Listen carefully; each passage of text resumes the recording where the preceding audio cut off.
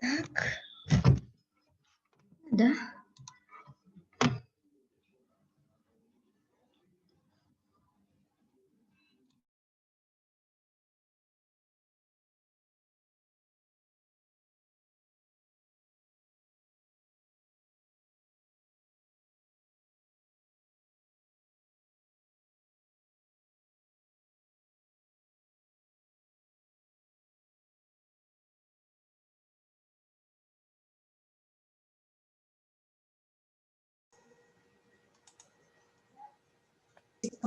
Раз, два, три. Слышите меня? Видно? Здравствуйте. Здравствуйте. Спасибо. Здравствуйте. Здравствуйте, слышно, да? Да, слышно.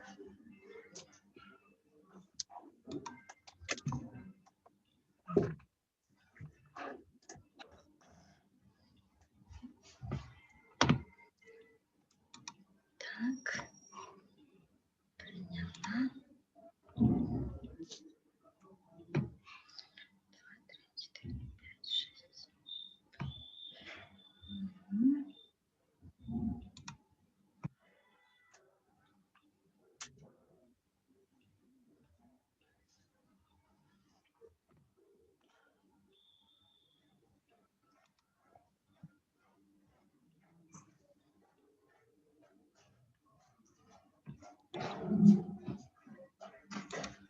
Добрый день. Слышно? Слышно, слышно.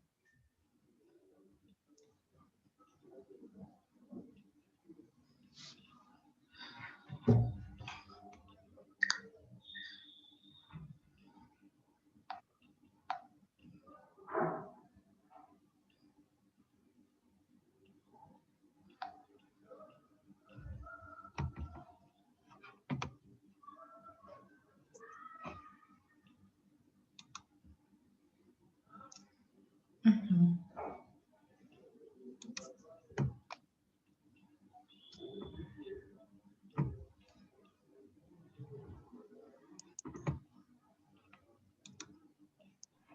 Хана Вардарона.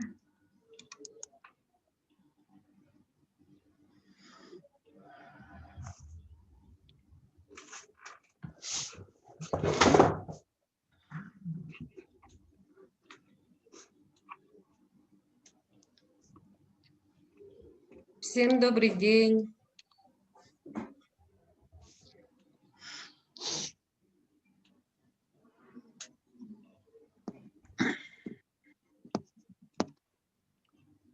Меня слышно? Меня хорошо слышно? Да. Всех приветствую. Скоро начнем.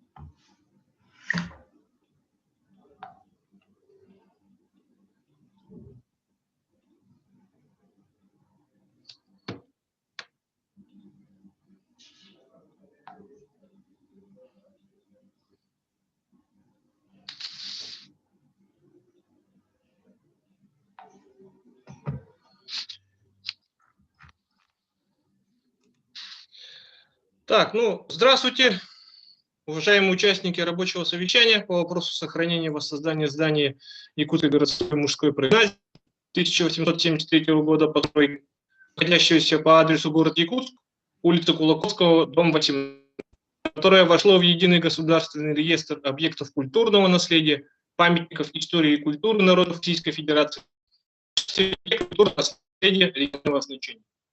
С 2008 года данное здание передано на право оперативного управления Музея музыки и фольклора народов.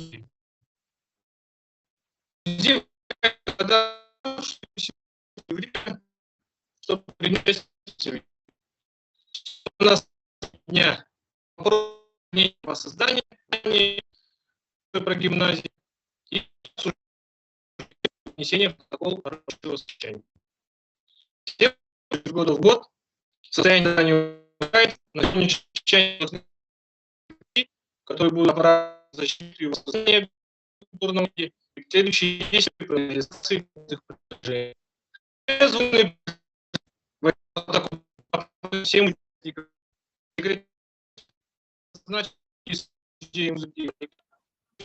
Роман, тебя Что плохо ответим? слышно. Напоминаю, выступление по 10 минут.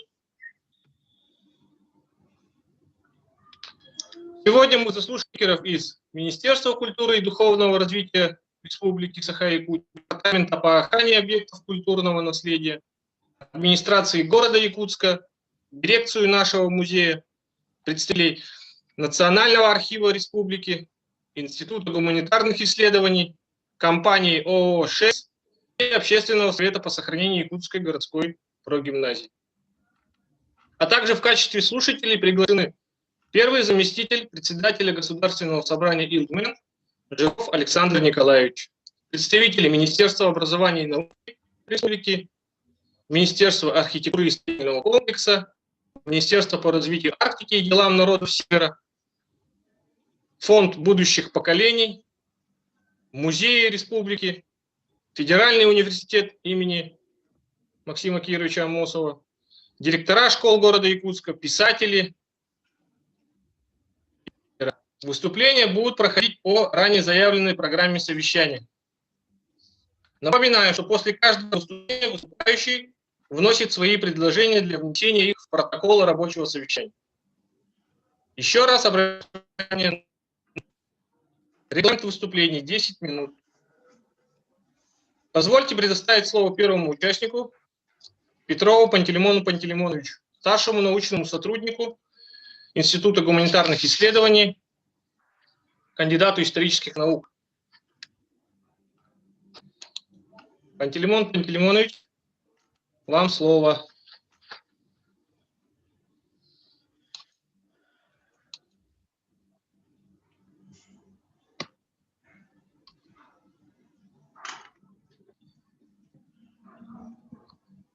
Без звука идет. Так, Пантелеймону Пантелеймоновичу.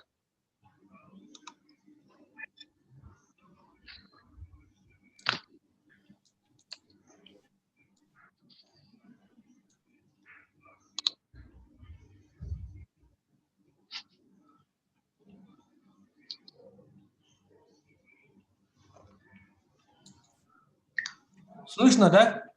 Угу. Слышно? Слышно? Слышно. Теперь слышно. Добрый день, уважаемые участники совещания. Опять не слышно.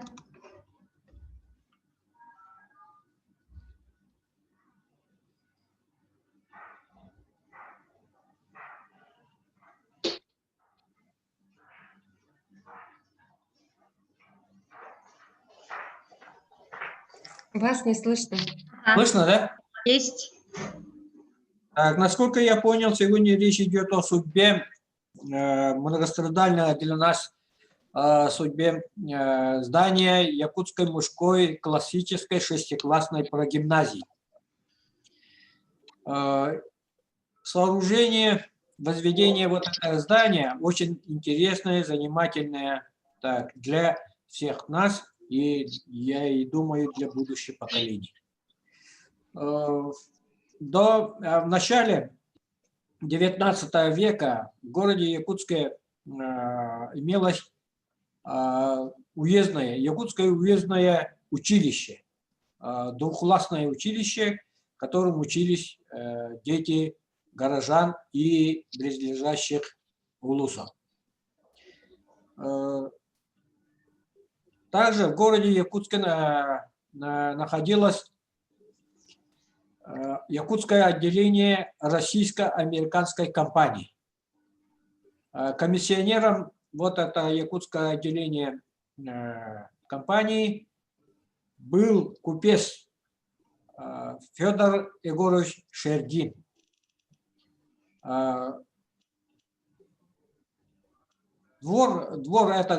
Дворовое место компании находилось на углу улиц Логовая, ныне улица Кулаковского, и Полицейской, еще раньше называли Никольской. Это ныне улица Ярославская. Вот на углу вот это обширное место занимало якутское отделение российско-американской компании. В 1867 году Аляска была продана Соединенным Штатам Америки, и после ликвидации якутского отделения компании руководители компании передали все дворовое место с настройками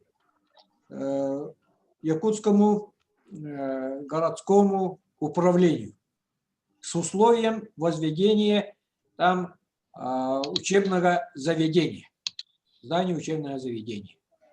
И в 1873 году здание было возведено. Двухэтажное, красивое, большое и единственное, то есть первое в городе якутское здание, двухэтажное здание. Тем более, что строительным уставом Российской империи запрещалось в городе Якутске строить двухэтажные жилые дома. Разрешалось строить на бутовом каменном фундаменте. И таким образом здание было построено на так сказать, на идеях русской инженерной мысли. Дальше. 1873 это уже было возведено, и при открытии вот этого здания инспектор якутских училищ, преподаватель Яковлев на торжественном заседании педагогического совета произнес тогда знаменательную речь.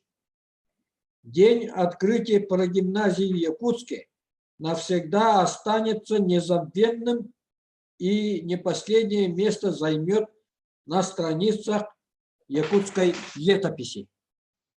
День открытия прогимназии – верный шаг к возрождению будущего поколения, от которого должны ждать и государство, и общество деятелей, получивших правильное образование и прочный фундамент, деятелей, подготовленных к общественной жизни, вынесших чувство любви к Отечеству и горячую любовь к их согражданам.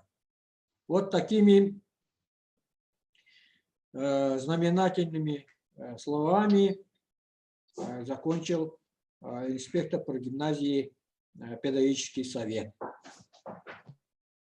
Ну, а так, выпускники прогимназии – это наиболее известные, об этом речь будет дальше. В годы советской власти прогимназия использовалась под школу второй ступени концентра. Потом в этом здании располагались рабочий факультет, РАФАК так называемый, учительский институт, а потом и факультеты Якутского пединститута, затем Якутского государственного университета.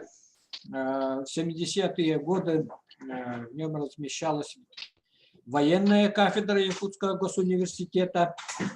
До середины 90-х годов в здании была библиотека, размещена была библиотека инженерно-технического факультета Якутского госуниверситета. В связи с аварийным состоянием здания оно пустовало в 2000-е годы, и в 2014 году некий пироман поджег здание и сейчас здание находится в разрушенном состоянии. Если 150 лет назад безо всякой высокой технологии, строительной технологии сумели возвести двухэтажное здание силами якутских плотников, то мы в наше современное время мы обязаны восстановить это здание, колыбелью якутской интеллигенции города Якутска, которые внесли значительный вклад в развитие Якутии, Якутской области и Якутской республики. Спасибо за внимание. Спасибо, Пантелеймон Пантелеймонович. Ага, сейчас предоставляем слово представителю Национального архива Республики Саха-Якутия Петру Ивановичу Корякину. Петр Иванович, пожалуйста, включите звук. Рад приветствовать. Слышно, да? Слышно, да. Ага. Всех участников сегодняшней конференции приветствую с таким знаменательным днем, открытием вот именно такое мероприятие про нашу якутскую мужскую прогимназию. У меня подготовлен краткий обзор документов нашего архива национального, которому сегодня исполняется как раз 100 лет. Празднуем свой юбилей. Вот, очень много мероприятий. И вот это наш архив, значит, Национальный архив республики, он является одним из старейших исторических архивов и хранит, конечно же, очень много уникальных исторических документов. И можно сказать, что вся история Якутской промысловой гимназии, она находится в фондах нашего архива. Вот, и где отложился, конечно, большой массив документов, документальных свидетельств по истории народного образования Якутии, в том числе и по истории, конечно же, вот этих гимназий наших, и Якутской промысловой гимназии, которая стала такой своеобразной кузницей якутской национальной интеллигенции. Но это, конечно же, особенно актуально еще и для начинающих исследователей, молодых ученых, краеведов, учителей истории, ну и просто интересующихся своей историей граждан республики. И вот в связи с подъемом интереса в обществе к истории народного образования в Якутии, конечно же, возникает у нас на данном этапе необходимость систематизации сведений о составе, содержании наших архивных документов и по данной тематике, и проведения источниковедческого анализа. Вот документы, относящиеся к деятельности Якутской мужской прогимназии, период это с 806 по 20 годы, то есть с момента создания Якутского уездного училища, преобразования его в Якутскую мужскую прогимназию, а затем и в Якутское реальное училище. Они, значит, мы знаем, что вот эта Якутская мужская прогимназия предшествовала Якутское уездное училище, да, которое было открыто 3 февраля 1808 года, входило в единую систему организации учебных заведений, была отражена в уставе учебных заведений подведомственных университету, и училище готовило к поступлению в гимназию в общее начальное образование. Обучение было бесплатным, конечно, срок обучения составлял 2 года. Училище возглавлял смотритель, заведовал всеми начальными училищами края. Ну и в 828 году, от 8 декабря, согласно уставу гимназии училищ уездных, срок обучения увеличился до 3 лет, а количество учителей до 5. Вот у нас в фонде Якутского уездного училища, да, это И-209, который включает в себя 528 единиц хранения с 806 по 869 год, это две описи. Там отложились документы о деятельности училища, указы Сената, положения об учебных округах Министерства народного образования, циркуляры, предписания. Вот. И журнал заседаний Якутского уездного училища сам по себе там проходит. Годовые отчеты о состоянии училища, училищ Якутской области, финансовые отчеты, приходно-расходные книги, сведения об учителях Якутской области, что очень интересно для исследователей. Экзаменационные ведомости наших известных людей, классный журнал, ну и так далее. Да? А есть еще, значит, Якутская сама мужская прогимназия, где, значит, в половине 19-го, начале 20 веков якутские стали активно развиваться средние учебные заведения. Вот. И по ходатайству генерал-губернатора Сибири Михаила Семеновича Корсакова в 1867 году Госсовет вынес постановление о преобразовании Якутского уездного училища в классическую четырехклассную прогимназию. Но это такая известная история образования и дальнейшего развития Якутской мужской гимназии.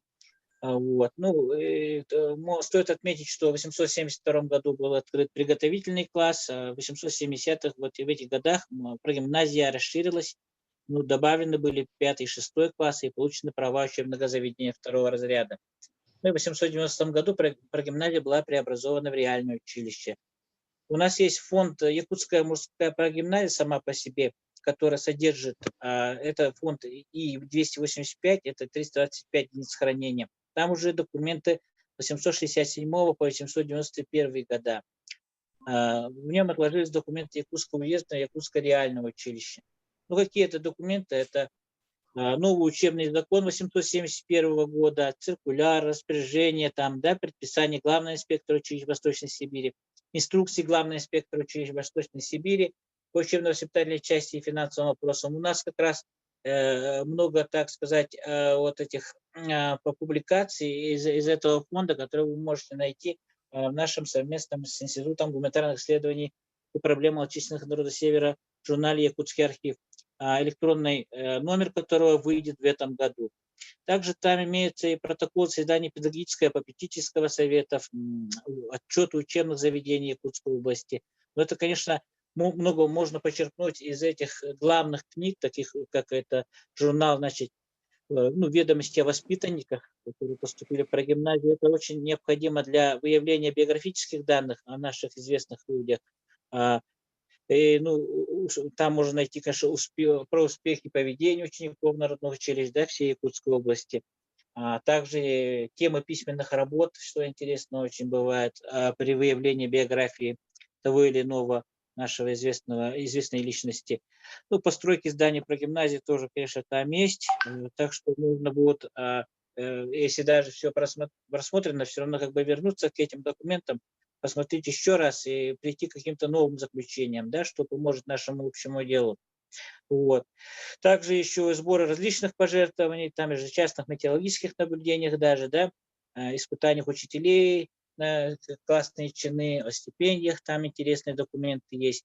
Вот. Переписка инспектора прогимназии там, с главным инспектором училища Восточной Сибири, что, конечно же, отражает, ну и с другими ведомствами тоже, что отражает вот их взаимодействие, так сказать, с центральными учреждениями.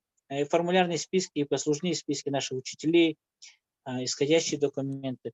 А вот в фонде Якутское реальное училище, это И-292, оно было, значит, утверждено в 890 году, как уже говорилось, Якутское шестиклассное мужское прогимназия, реальное училище. И как бы должно было готовить учащихся к поступлению в технические вузы. Но 7 класс у них был открыт только в 900 году.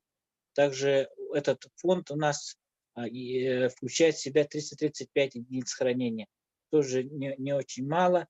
С 868 по 20 годы. Там отложились такие документы, как циркуляр Министерства народного образования, где, конечно же, проходят все вот эти изменения, перипетии судьбы нашей реально училища. Также и протокол совещаний начальника средних учебных заведений города Якутска. Город Якутск как бы образцовый был для всей Якутии. Ну, ведомости успеваемости, там тоже все вот классные журналы, но там также есть еще проекты чертежей здания прогимназии, реального училища и всех их пристроек. Также еще и сведения об училищах Якутской области, о постройке нового здания, значит, переписка с Министерством народного просвещения, главным инспектором училища Восточной Сибири. Вот, формуляр списки там также представлены, личные дела служащих есть, список училищ Якутской области, ну, очень много списков, да, учителей, преподавателей, это у них был большой вот именно такой, ну, сменяемость такая была сильная. Ну, советский период, конечно, вот положение в ЦИК вышло от 30 ноября 2018 года о объединенной трудовой школе, да, и реальное училище в 2020 было преобразовано в школу второй ступени без 3 младших классов.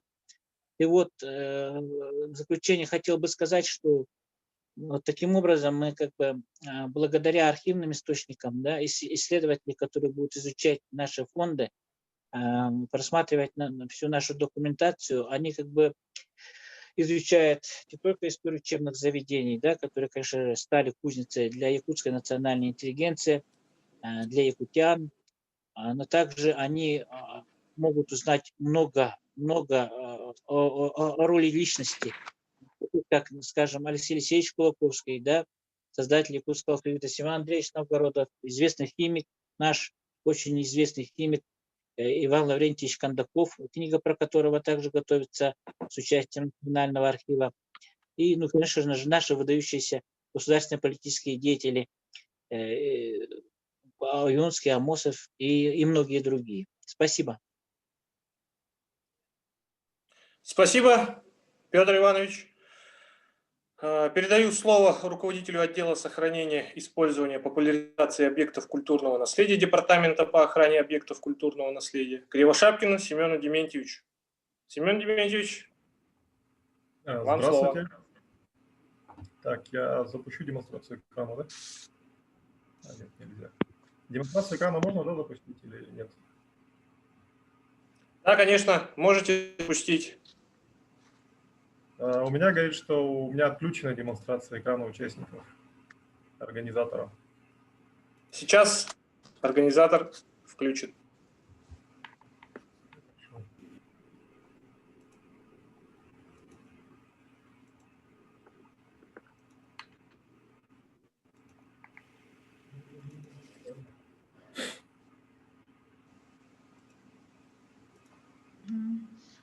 Мне нужно от вас получить заявку на демонстрацию. Я вот нажимаю, она просто говорит демонстрация, организатор отключил демонстрацию участников экрана. Ага, нужно отправить заявку. А здесь нет такого. Снизу там есть совместное использование звука и оптимизации, совместное использование Ямбар-Булухтах. Видно, да, внизу? Нет, нету такого. Когда нажимаете на демонстрацию экрана, там Нет, внизу... оно сразу выходит окошко, и все, там нет ничего. Это нужно отправить заявку, тогда я могу принять. Сейчас попробую. Немножко времени дайте. Сейчас. Настройка. Уважаемые коллеги, пока Николай Макаров, Департамент охраны культурного наследия, пока мой коллега Семен Дементьевич готовится, можно я пару слов скажу?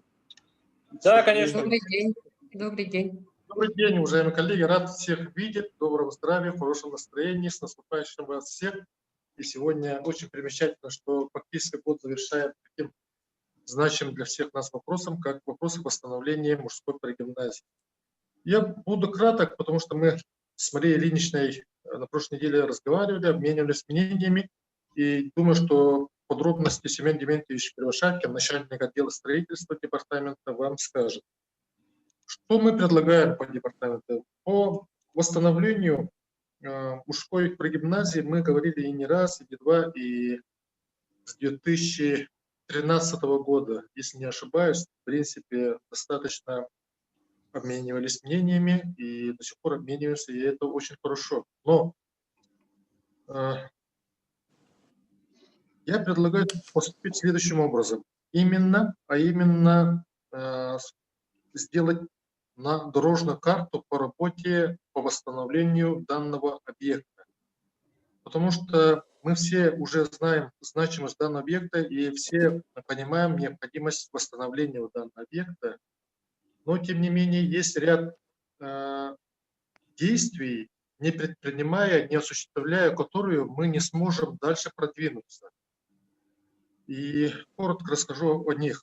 Во-первых, нам необходимо сделать проектно-сметную документацию. И, в принципе, этот вопрос давно был поднят, и даже началась работа по сбору средств на проведение, на подготовку проектно-сметной документации.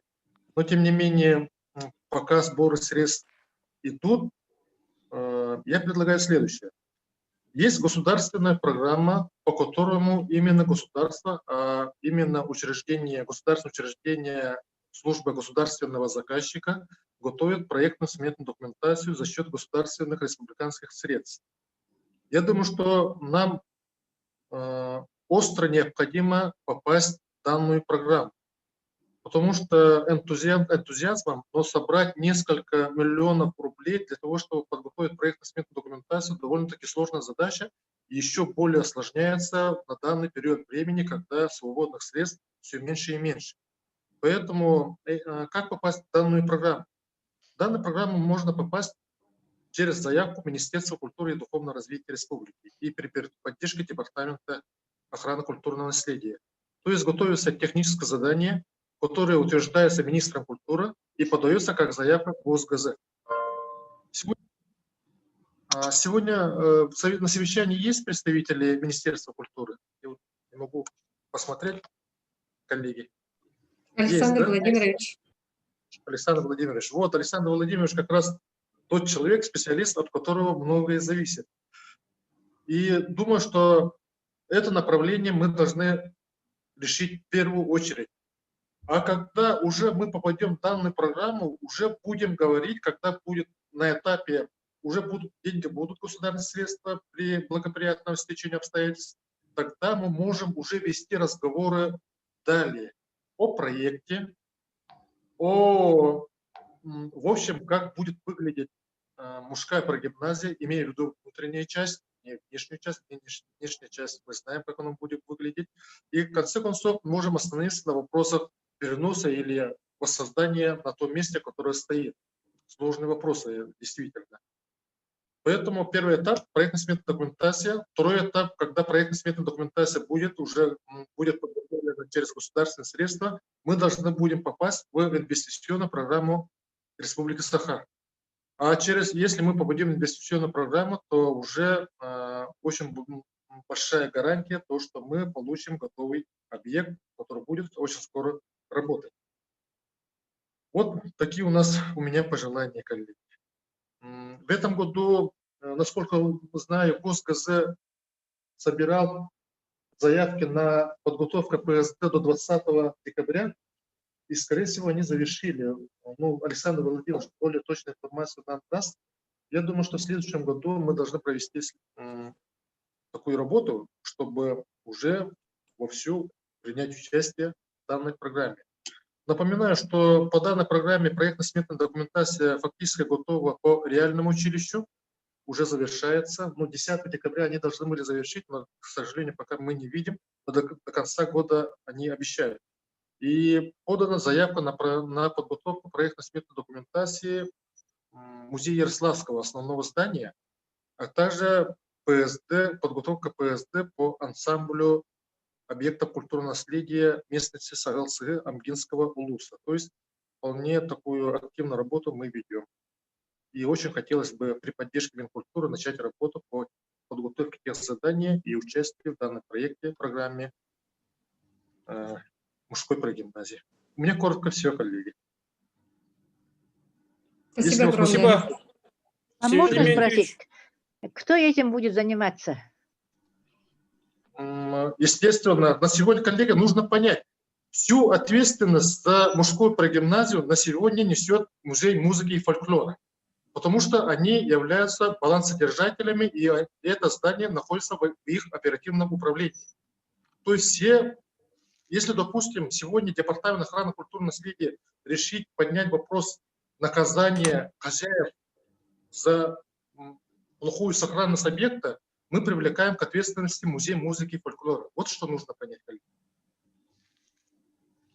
Естественно, их проекты двигаются при поддержке Министерства культуры и духовного развития. Во всех этих этапах Департамент охраны культурного наследия готов оказывать всю помощь имеющуюся. В первую очередь, скорее всего, методически. Простите, а ваша организация какое отношение? Вы тоже находите, вы же отдельно же от Министерства культуры? Да, отдельный исполнительный орган власти, Департамент охраны культурного наследия, надзорный орган, то есть мы наказываем тех, которые плохо следят за объектами культурного наследия. Но очень не хотелось бы привлекать к ответственности, конечно же, музей музыки. А консультативную помощь оказывать у вас нет подобного полномочия? Есть. Мы методическую помощь всегда рады оказывать и оказываем. Тогда нам следует, наверное, на основании сегодняшнего нашего совещания принять ваше предложение о разработке дорожной карты и попросить от имени нашего совещания две структуры этот музей и ваш департамент. Мне кажется, так будет рационально. Музей музыки и фольклора и Министерство культуры. Без Министерства культуры никакой проект... Ну, разумеется, Министерство культуры подчиняется Министерству. Музей подчиняется Министерству культуры, это однозначно это одно звено, а второе звено хочется иметь. Именно ваш департамент выдержан очень хорошо этим делом. Как общественная инициатива, сегодняшнее наше совещание, наверное, может вас просить включиться в это дело, значит, со всей полнотой ваших возможностей. Хорошо. Мы можем... Спасибо. Можно вопрос еще? Вот от меня вопрос. От меня вопрос. Пожалуйста. Насколько мне известно, еще отвод земли участкам музей музыки и фольклора не получил. То есть юридически он не балансодержатель, еще не переведен на баланс музея. И этот, в первую очередь, надо, наверное, отвод участка решить вот эти юридические вопросы параллельно, значит, с тем подготовкой, значит, что у музея должно быть на руках кадастровый паспорт, все узаконенные документы. Сейчас на сегодняшний день, мне, как знает Мария Ильинична, наверное, это потом может пояснить, что у ней-то вот этой собственности тютю нету. Да, спасибо за вопрос. Очень хороший вопрос. Там масса юридических документов и юридических таких вопросов, очень сложных и щепетильных, потому что мы имеем дело с объектом культурного наследия. Поэтому сегодня перед вами выступит Кривошеев Семен Дементьевич, начальник отдела по строительству, который ведет эти юридические документы, и он имеет возможность с вами это все довести. Если я вот в рамках данного совещания не все юридические вопросы мы сможем, к сожалению, вам объяснить, и если что-то не успеем, мы всегда готовы вам дополнительную информацию дать по особенностям работы с объектами культурного наследия. У меня так. Спасибо. Спасибо. Семен Дементьевич, вам слово. Так, вот демонстрация экрана видно, да? Да. Да, ну вот у нас есть дорожная карта именно по порядку работ по сохранению объектов культурного наследия. То есть там особый порядок федеральным законом 73-м установлен. То есть в части той же подготовки проектной документации у нас требуется наличие лицензии. То есть надо будет запросить собственнику, опять-таки, музею музыки и фольклора, у организаций, имеющих лицензию. Реестр есть на сайте Министерства культуры Российской Федерации. Коммерческие предложения на проектирование, то есть там есть и нормативы, по которым рассчитывается, оно зависит от объема здания, от архитектурной сложности там, и так далее. И вот, в принципе, грубо дорожная карта, она у нас есть, но она общая пока у нас, это в общем для реставрации. Но в общем получается, сначала идет сбор коммерческих предложений, потом средства надо будет на проектирование найти. Потом задание на проведение работ по сохранению выдаем мы, как орган охраны объектов культурного наследия. То есть собственник музея музыки и фольклора обращается к нам с заявлением по установленной форме, и мы выдаем задание на проведение работ по сохранению. Вот с этим документом уже можно будет объявлять конкурс на проведение, на разработку проектной документации.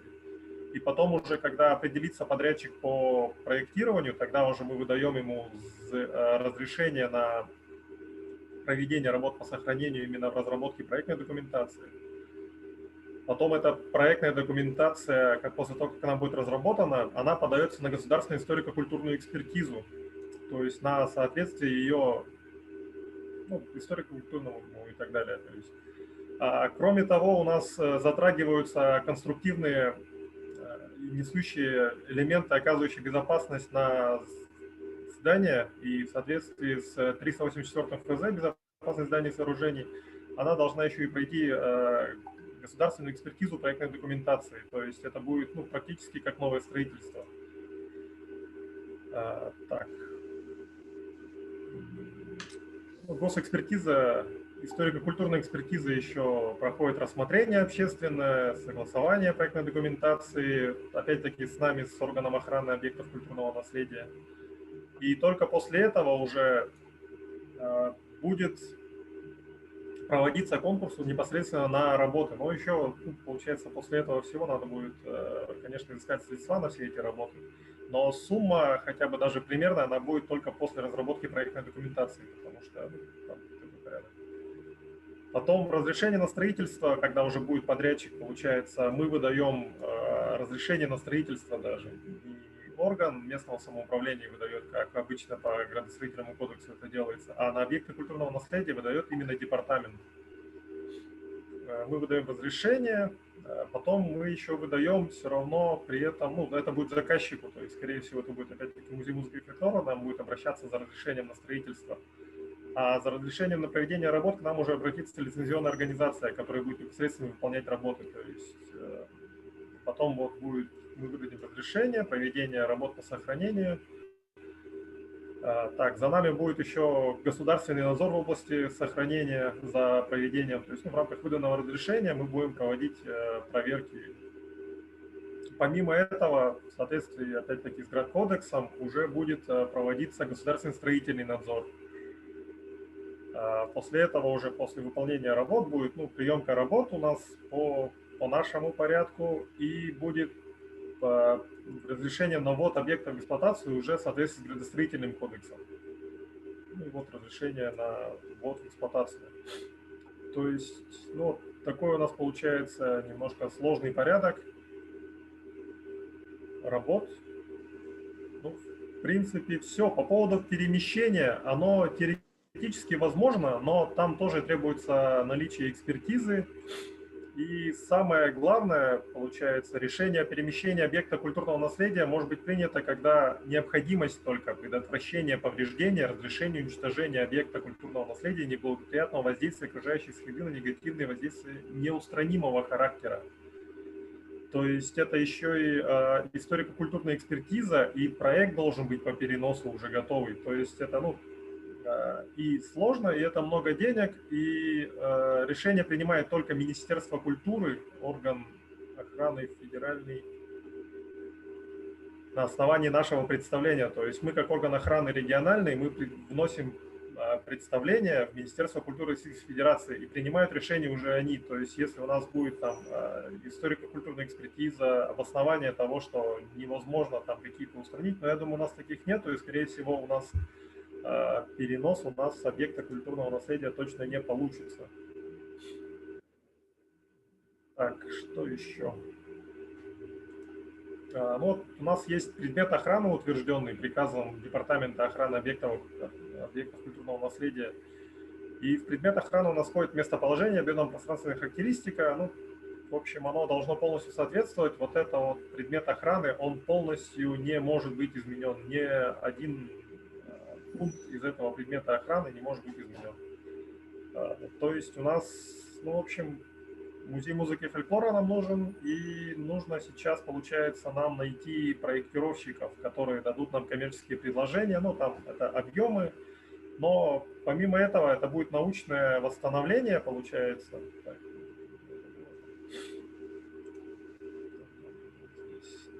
Вот есть ГОСТ на сохранение объектов культурного наследия, и это, получается, будет у нас научная реставрация с максимальным сохранением подлинности историко-культурной ценности объекта.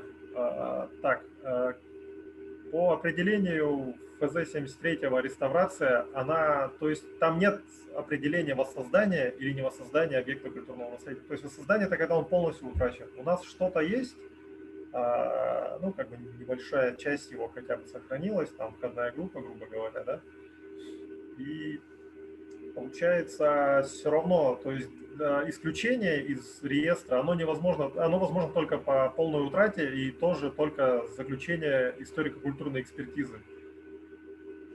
То есть мы должны сохранить, там нет такого, что, допустим, типа 70% только сохранилось, поэтому это считается объектом культурного наследия. Там такого нет. Оно даже все равно, даже если он даже полностью будет утрачен, он все равно считается объектом культурного наследия и должен быть восстановлен. И получается, в принципе, то есть после реставрации он все равно будет объектом культурного наследия. Так, в принципе, у меня все. Получается, нам нужно сейчас делать проект, подготовиться к проекту, изыскать средства на проект. как вот Николай Афанасьевич предложил, надо, получается, войти в инвест-программу республики. Можно вопрос? Да? На какой-то стадии... Уважаемые участники совещания, вопросы в конце всех выступлений будут. Сейчас передаю слово директору музыки и фольклора народов Якутии Корниловой Марии Ильичне. Мария Ильична, вам слово. Добрый день, уважаемые коллеги. Еще раз от имени коллектива нашего музея позвольте поблагодарить, что сегодня согласились принять участие на нашем рабочем совещании. Мое выступление будет как отчет о проделанной работе по сохранению здания на 2020 год. За 2020 год. С 2008 года, с момента передачи нашему музею в оперативное управление здания Якутской городской мужской прогимназии, создателем нашего музея Аизой Ерешетниковой было проделано очень много работы по сохранению и поиску инвестиций по консервации, далее по восстановлению здания. Поэтому данное мероприятие мы приурочили к 75-летию нашей Аизы Петровны. Давайте Аизу Петровну еще раз поздравим. Так как это действительно это ее мечта, что наш музей, основанный в 1989 году, который сейчас находится на 3-м этаже по улице Кирова, 31, имеющий только один зал с постоянной экспозицией музыкальной этнографии коренных народов Якутии, наконец-то обрел свое отдельное достойное здание. И для каждого народа тогда появились бы свои отдельные полноценные залы. И насчет проекта концепции музея немножко Аиза Петровна расскажет. И мы еще фильм насчет этого тоже подготовили. Ну, давайте я приступлю к своему отчету. В этом году по акту технического состояния объекта культурного наследия от 29 ноября 2019 года Департамента нашей республики по охране объекта культурного наследия музею было поручено до 1 июня 2020 года обеспечить ограничение доступа населения к объекту культурного наследия Якутской городской мужской прогимназии в связи с физическим состоянием объекта со стороны шахты Шергина. Музей, конечно, за счет бюджетных средств в срок выполнил это поручение. Но, к сожалению, в ноябре месяце мы обнаружили, что наш забор разрушен и под снегом лежит.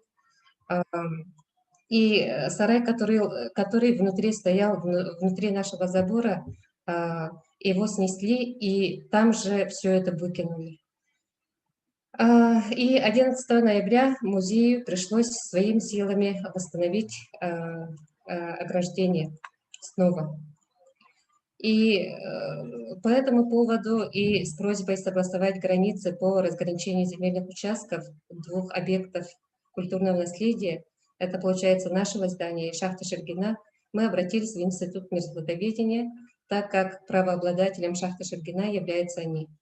За подписью заместителя директора Григорьева пришел письменный ответ насчет демонтажа временного ограждения, нашего ограждения, да, и вывоза остатков от пожара. Как нам известно, сделано было по инициативе общественной организации ВАПИК в связи с подготовкой к выездному совещанию с участием заместителя председателя правительства нашей республики Бычкова по вопросу охраны памятников культурного наследия. И, конечно, вот на этот запрос ВАПИКа, да, Институт мерзлотоведения откликнулся на это обращение и принял участие в расчистке территории. Но еще раз повторюсь, что музею пришлось своими силами снова в этом году второй раз восстановить вот это ограждение. Никакой расчистки участка там, как говорится в письме мерзлотоведения, не произошло. Снесли сарай, который стоял внутри нашего забора, и там же выкинули, чем самым прикрыв вход через дверь забора. Так, и второе. В 2023 году нашему зданию исполняется 150-летний юбилей. И с этого года музеем создан проект «Цикл документальных фильмов о здании», выпускниках, преподавателях Якутской мужской прогимназии. Вышли первые две части. Первая – выдающиеся выпускники, где Пантелеймон Пантелеймонович Петров, сегодня он выступил, он рассказывает о выдающихся выпускниках. И вторая часть – это интервью с нашей Аизой Петровной Решетниковой. И там она рассказывает, как все это произошло, как передали нашему музею вот это здание в оперативное управление, и дальнейшую судьбу, и проект концепции нового здания, как туда войдет музей, что готово, про это все Аиза Петровна рассказывает.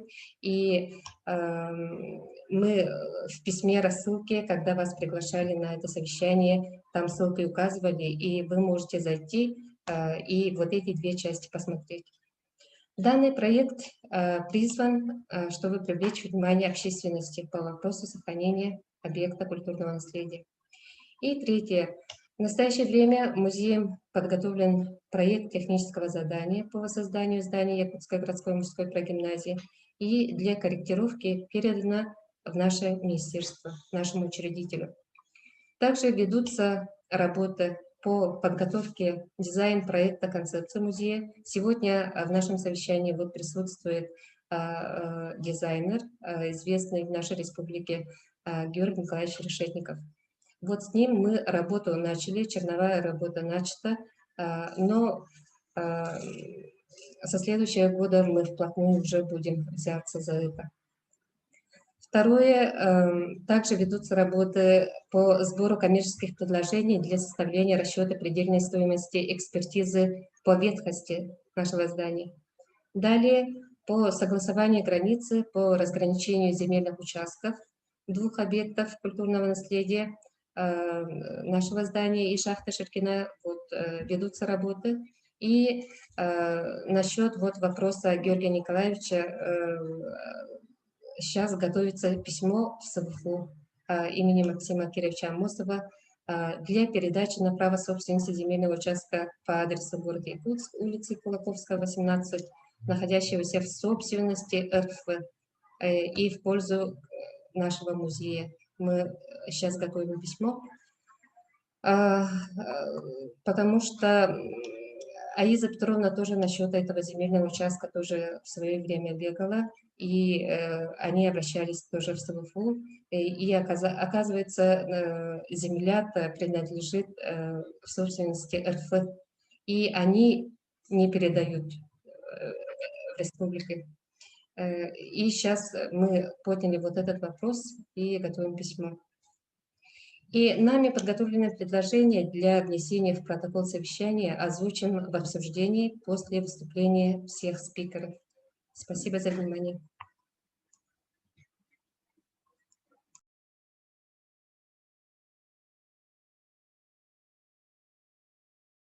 Роман, тебя не слышно.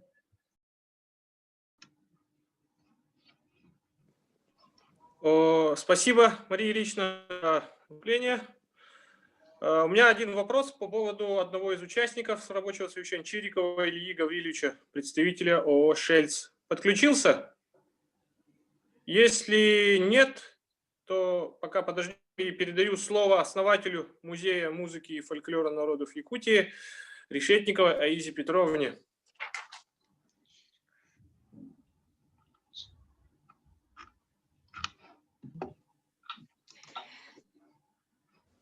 Аиза Петровна, включите звук, пожалуйста.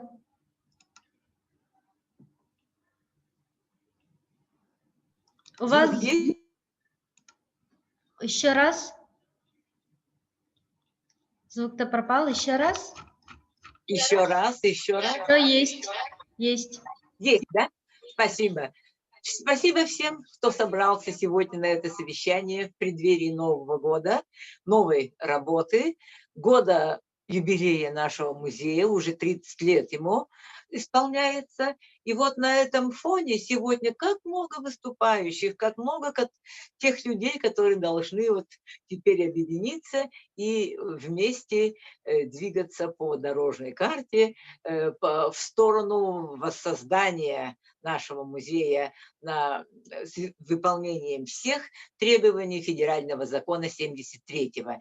Мне, значит, предстоит сегодня, ну, как бы, не то что ознакомить вас, но во всяком случае, когда я создавала этот музей, и по сей день таких музеев нет в мире, потому что это устные памятники, их невозможно представить вот наглядно. И поэтому, значит, все следят за нашим развитием, и очень много трудностей было всегда. Все, что связано с коренными малочисленными народами Севера в нашей стране, это все очень проблематично.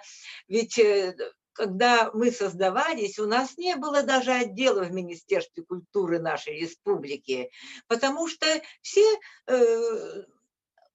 культура, она заключалась в том, что им разрешали танцевать. Только танцевать, без языка. То есть не шло развитие языка, если был театр, значит.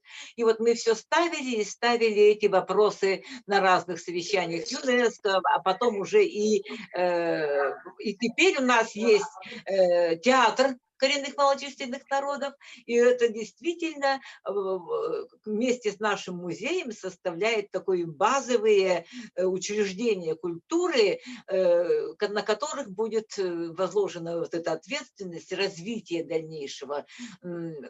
И когда мы создавались, то, конечно же, очень трудно было даже сам наш вот... Ну, как обозначить цели, задачи. И вот мы своей миссией своего музея мы обозначили пропаганду достижений науки за все это время. С какого 17 века все это развивалось, постижение и накопление сведений о фольклоре, религии, мифологии, этнографии, все это накоплено. И вот сейчас мы, конечно же, отличаемся от всех наших музеев музыки и вообще этнографии тем, что мы создаем фильмы, видеолекции, потому что очень трудно эти лекции и составить, и транслировать, и нельзя допустить, чтобы были какие-то ошибки при транслировании. И вот мы стали инициаторами организации очень крупных международных конференций вот по шаманизму, шаманизм как религия, генезис реконструкции традиций, это 92 год. А в 2000 году мы провели вот единственные с тех пор музыкальные этнографии тунгуса-маньчжурских народов. Никто из институтов ни Сибири, ни Дальнего Востока не подхватил эту научную тематику. Но радует то, что следующие конференции, тема следующей конференции «Фольклор палеазиатских народов», она была подхвачена. Во-первых, мы сами провели 2 конференции, а потом она стала как бы кочевой. И сейчас она на территории Сахалина, вот была в прошлом году, и намечается дальнейшее ее развитие. Кто дальше подхватит, это, конечно же, большой вопрос. И была бы, конечно, возможность эту тему развивать, потому что институтов специализированных, кроме нашего отдела, единственного отдела палеазиатских, в общем, очень много проблем.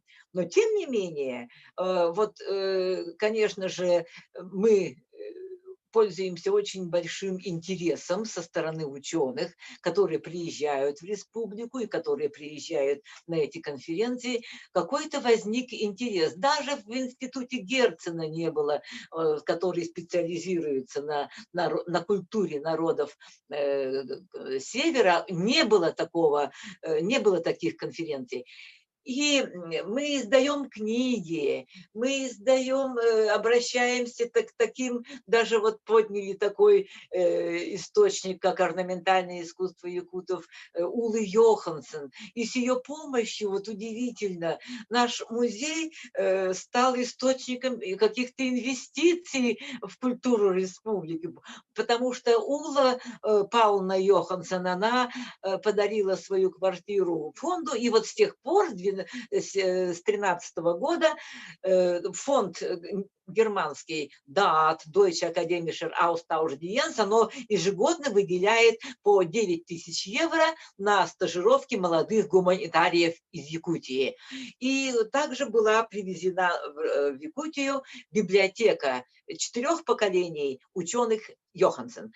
И вообще, вот вы знаете, я думаю, что в будущем, когда у нас появится это здание, я сама училась в этой школе 3-й, которая, и знаю все уголочки этого здания, и все мечты мои теперь, они связаны с тем, чтобы воплощать вот наши концепции всех залов, которые будут находиться в здании. Это удивительное здание про гимназии, которое, несмотря ни на что, стоит. Вот фундамент из бутового камня, и который действительно будет.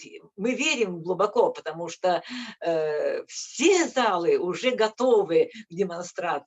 Но у нас всего один, и поэтому у нас все хранится в фондохранилище, и мы выезжаем с этими выставками, мы делаем видеофильмы, мы кинопроизводящий музей, и мы готовы уже, вот хоть сейчас нам предоставьте вот это здание, и, ну или вот, то есть каждый зал начнет сразу работать, потому что все готово и для якутского зала, и для залов тунгуса-маньчжурского, нет, не тунгуса-маньчжурского, тунгусских народов, ивенов, ивенков, и далее полезиатские народы, юкагиры, чукчи, значит, эскимосы. Ну, эскимосы мы только начнем, потому что их у нас в республике, в принципе, такого округа нет. И, значит, и Русское Устье, это удивительный совершенно будет зал, который очень любил вот наше прошлое здание наше, очень любил приезжать вот Толстой, вот Владимир Ильич, и он совершенно влюбился в этот говор XVI века, который привезли вот русскоустинцы из своих исторической родины, Новгород, там, Архангельск. И вот это язык Михаила Ломоносова практически. И вот как мы помогали им выехать вот на свою историческую родину, и выступали они потом в Большом театре в нашем общем концерте на юбилее вхождения в Россию. И вот после этого, значит, был организован кукольный театр, в котором мифы и сказки народов Якутии. Все это вот ездит. Мы стали выездным, даже как это называется, вот есть такие школы же, да, вот кочевые. И вот мы стали таким же кочевым музеем и объездили почти все районы нашей республики и несем вот эти чудесные знания о наших вот соседях, народах, о их удивительном фольклоре и играх. Ведь мы внедряем еще и игры вот, в занятия школьные. У нас нет физкультурного зала, чтобы самим вот у нас что-то проводить. Мы поэтому выезжаем, мы выполняем план при всем при том, имея всего лишь единственный зал. У нас планов, конечно же, громадье, но мы очень надеемся на то, что и театр КМНС, который, в общем-то, не без нашей помощи возник, выступая, благодаря нашим выступлениям, что мы вместе соединим свои усилия и еще очень многое можем сделать для того, чтобы аналогичные музеи и театры возникали на других территориях Арктики, на других территориях коренных малочисленных народов нашей Родины, России. Мы надеемся на то, что вот столько людей занимается, значит, памятниками истории и культуры, этими ПИИК в нашей республике. Ну, помогите, ну, сосредоточьте свои усилия на том, чтобы всем вместе нам поднять этот удивительный, типовой некогда проект вот образовательных учреждений. Вот за Уралом это единственное здание осталось живым еще, ну, полуживым, но во всяком случае мы верим в его возрождение. Оно возможно и оно должно случиться.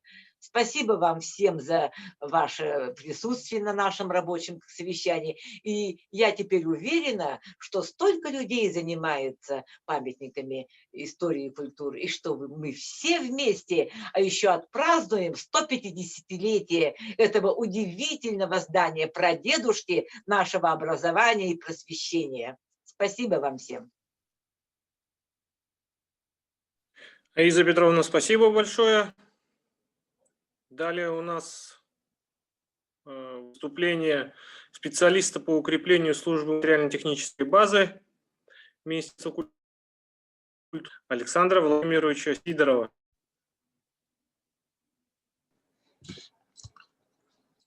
Здравствуйте. Меня слышно, да? Да, вас слышно. Ага.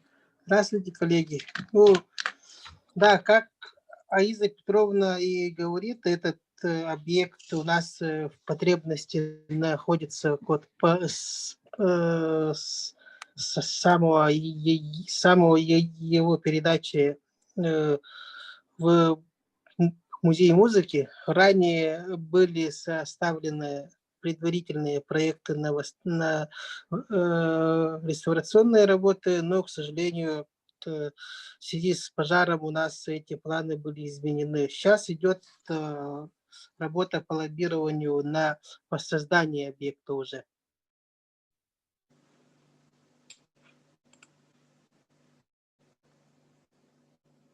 И поэтому, извиняюсь, пропадал.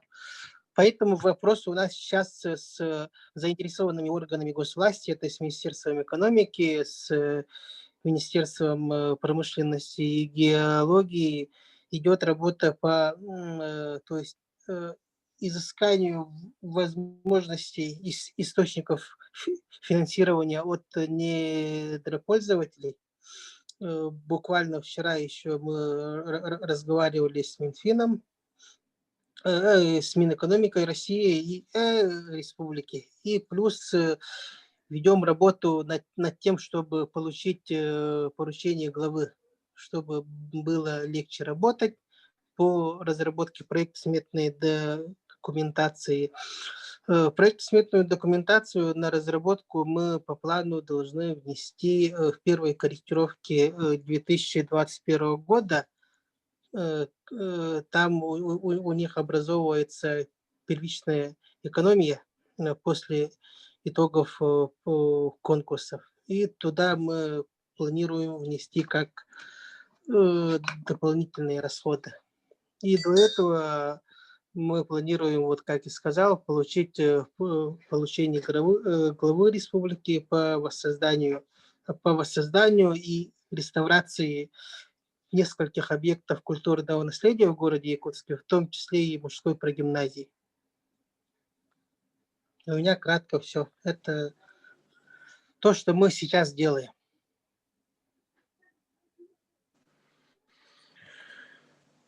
Александр Владимирович, спасибо. Председателю Общественного совета по сохранению Якутской прогимназии Петровой Марии Петровны.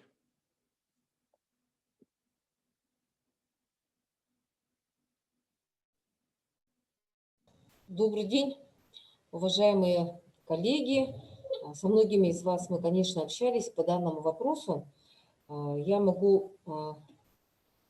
хотела бы открыть для повтора, может быть, презентацию, связанную вот с этой темой, и еще раз показать, насколько действительно значимый проект для нас. И как председатель Якутского регионального отделения Всероссийского педагогического собрания мы начали также свою работу потому, чтобы этот вопрос сдвигался с мертвой точки. И, конечно, когда сейчас вот мы ждем в ближайшем будущем, в ближайшие годы юбилея мужской прогимназии, очень важно, конечно, чтобы этот вопрос сдвинулся наконец-то.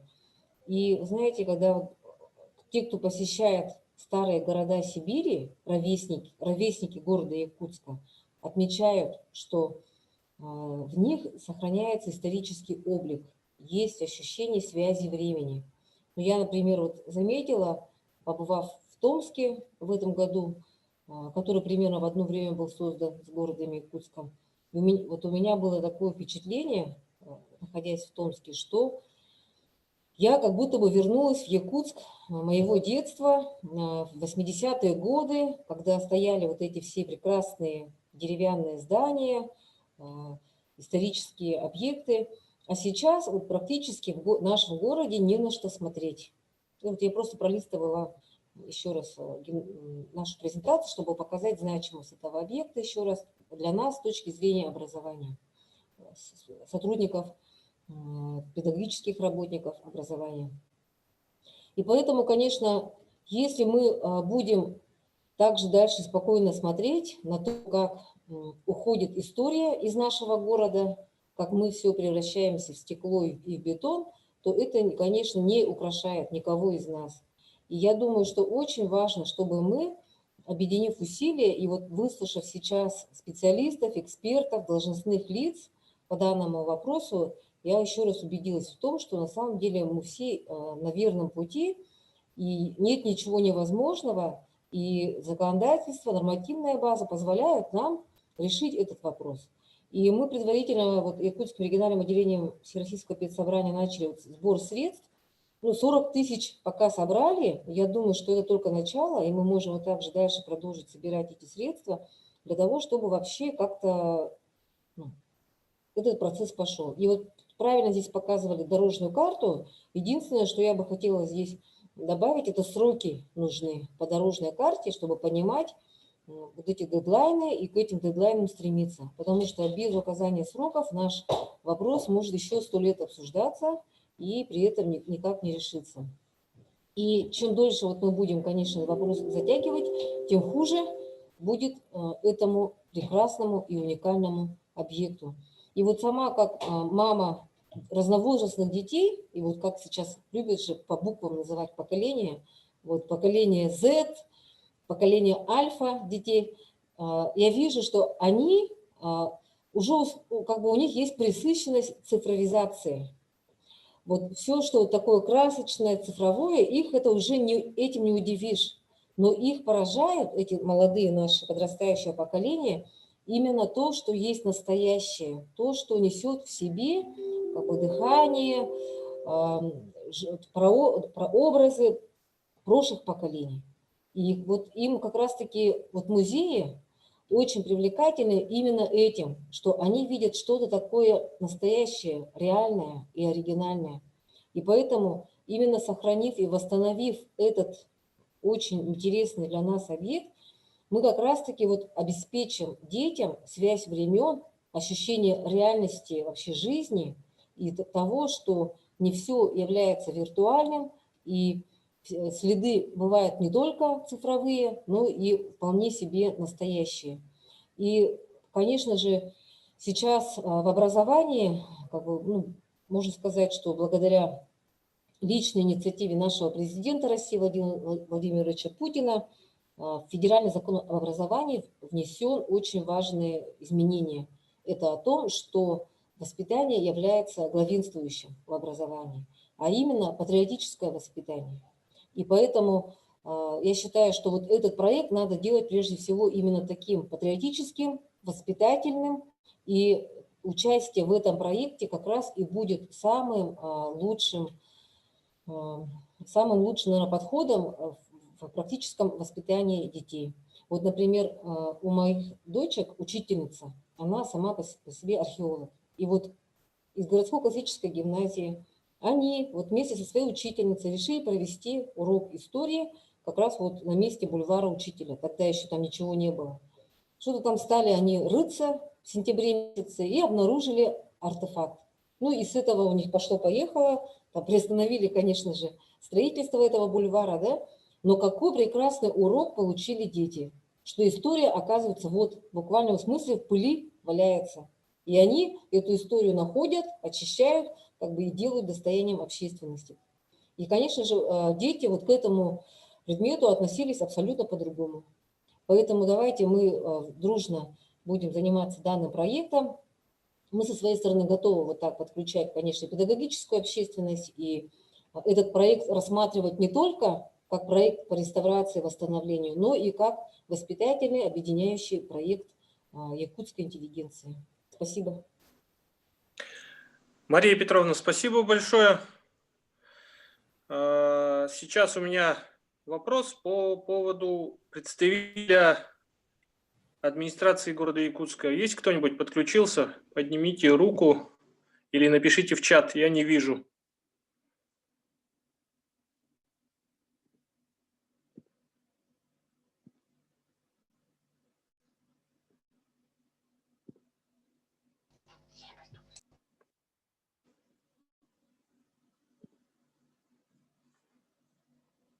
Так, если из администрации никого нет, то переходим к обсуждению. Если есть у кого-нибудь предложения, вопросы, просим озвучить.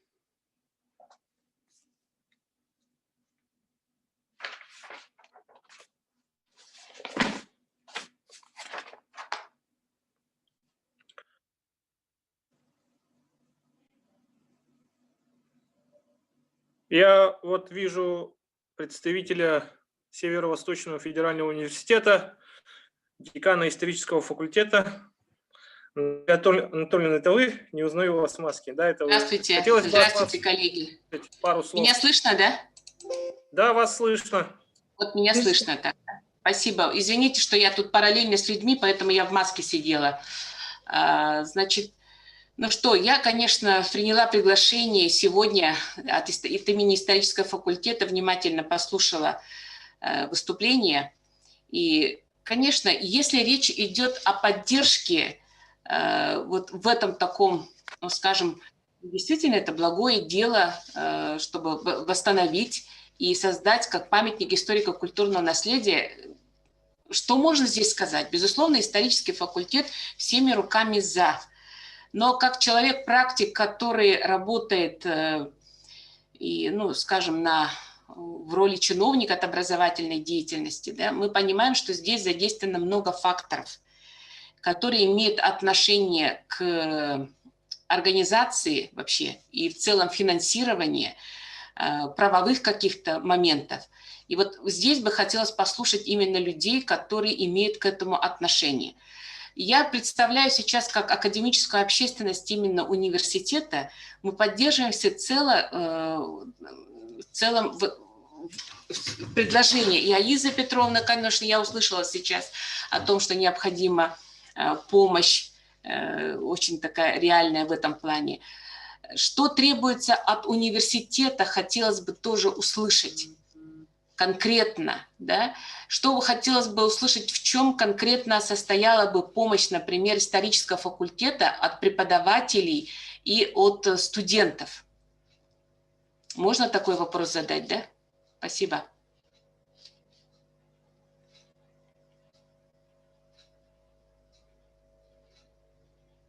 Роман, вы модератор, да? Аиза Петровна, вы здесь? Или коллеги, кто-то может сказать, включиться в беседу? Роман? Мы, конечно, можем говорить о поддержке, да, а конкретно, да, пожалуйста. Ага, добрый день. Давайте вот именно я сейчас внесу наши предложения, которые мы, как видим, именно по итогам нашего совещания. Сейчас, подождите-ка. В решение нашего протокола. И там мы еще дополнительно включим СВФУ, и что мы хотим от СВФУ тоже там напишем. Ольга Николаевна, ты можешь сразу показать? Алло. Да, сейчас. Оля, да. На экран демонстрацию тогда. Да. Ага. По итогам совещания мы предлагаем внести следующие предложения в решение протокола. И, конечно же, вы еще свои предложения туда еще добавите, и мы корректируем все внесенные предложения, а потом уже по адресатам будем отправлять. Сейчас то, что мы написали, я вам зачту. Первое, вот нашему музею, что предстоит, да? Первое – это собрать и представить коммерческие предложения Звук пропал? Мария Ильинична, у вас звук пропал?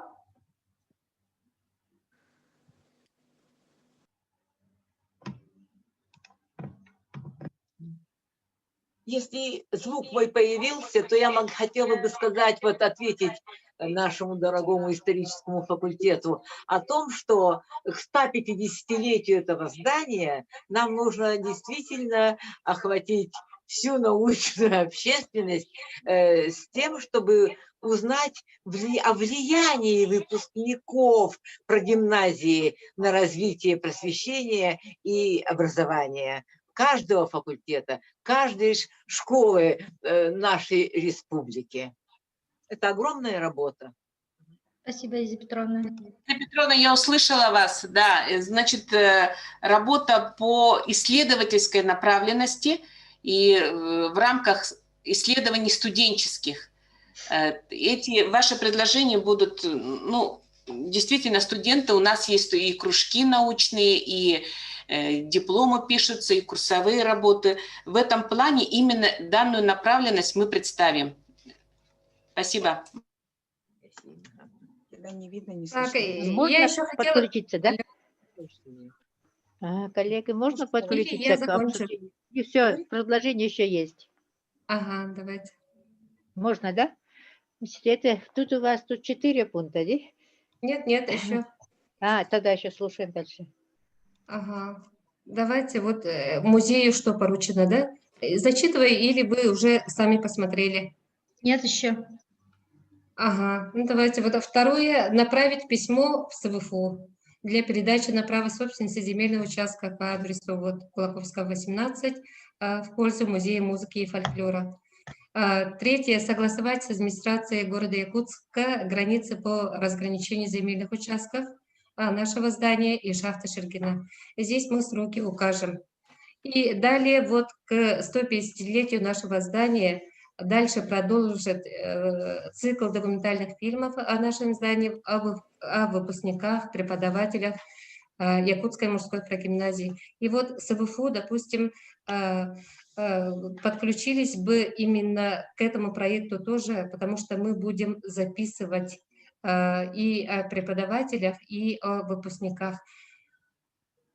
Это первое предложение СВФУ. И второе предложение СВФУ еще можно добавить насчет публикации о выпускниках, скорее всего. И то, что вот Аиза Петровна говорила, скорее всего, лучше было бы к 150-летию публикацию сделать, ну, в виде, допустим, книги.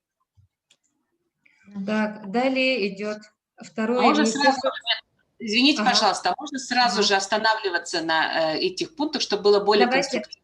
Давайте. Потому что можем отключиться, тут работа идет, и сразу вот по пункту 1.2.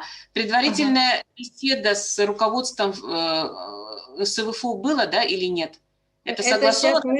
Нет, мы сейчас готовим письмо, потому что до этого Аиза Петровна, в свою очередь, тоже отправляла письмо, и она получила ответ, то, что РФ не передает в собственность БРСЕ. А сейчас мы готовим заново письмо, и на сегодняшний этап, как это будет, мы хотим вот это выяснить.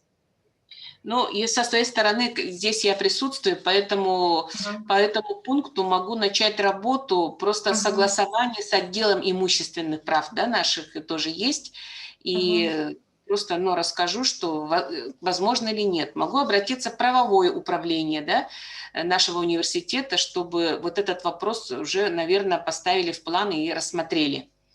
Но на самом деле это, конечно, письмо должно быть направлено на имя ректора, да? Немножко по-другому здесь. По пункту 1.4 исторический факультет еще раз подтверждает, что будет участвовать в проекте цикла документальных фильмов, да? И, да, действительно, еще один пункт можно включить. Студенческие научные исследования мы можем включить именно вот эту же тематику. То есть то, что Аиза Петровна сказала о влиянии на развитие образования, культуры и в целом социально-экономического развития региона, выпускников Якутской мужской прогимназии, преподавателей тоже. Спасибо. Спасибо огромное. И второе, Министерство культуры и А духовного можно развития. задать еще вопрос и предложение дать? Это Матвеева Ольга Иннокентьевна, Якут ПНИИС. Значит, вот в первом пункте, да, верните, пожалуйста. Значит, вот здесь вот второй и третий пункт, они связаны как будто с земельными участками, да? Да, да. То есть говорится о том, что земля, на котором стоит это здание, оно как будто бы закрепляется за музеем. Земля не закреплена. Однозначно, но вы-то предлагаете довести работы до закрепления участка, Да, так ведь, да? да, да. Вот в этом пункте никаким образом никак не отразился, значит, то предложение о том, что здание должно быть сохранено и восстановлено на этом месте. Вот этот пункт, наверное, нужно писать, потому что очень много предложений по переносу здания на заложенную территорию там и так далее. Чтобы это уже однозначно было принято, ну вот и общественным, и вами, музеем, как юридическим лицом, что здание должно находиться на этой территории, на исторической территории, и сохранять этот участок за собой. Уже если мы сохраняем здание, то и участок, конечно, будет сохраняться за музеем. Я думаю, что такое надо здесь где-то вписать. Потому что у вас начинает, значит, этот раздел с пункта «Собрать и предоставить коммерческие предложения архитектурных организаций по составлению расчетной цены, да, стоимости экспертизы обследования, ну и проектная документация, по-видимому, должна быть, да? Вы же не только будете обследованием заниматься объекта, но и проектной документацией. Об этом много говорится.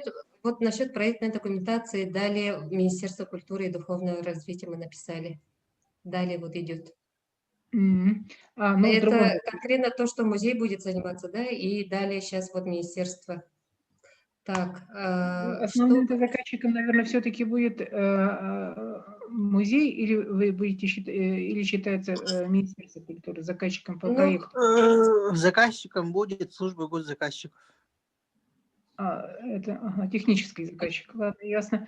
Но вот здесь вот мне все-таки, кажется, нужно, так сказать, застолбить этот пункт о сохранении и воссоздании здания на этом же участке. Правильно. Спасибо. Так, далее. Да Спасибо. Можно Александр Владимирович, теперь к вашему вот, Министерству культуры и духовного развития. 2.1 пункт.